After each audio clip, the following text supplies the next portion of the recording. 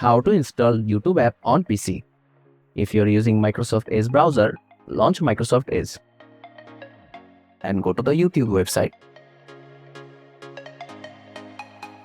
Click on the extension button on the top right corner. Here you can install the app.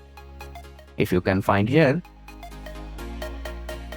then click on the three-dot menu in the top right corner and select Apps.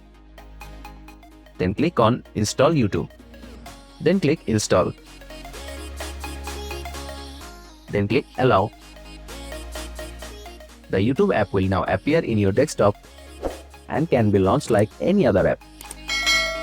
If you are using Google Chrome browser, launch Google Chrome and go to the YouTube website. Click on the extension button on the top right corner. Here you can install the app. If you can find here, then click on the three-dot menu in the top right corner. Scroll down and select Cast, Save and Share. Then click on Install YouTube.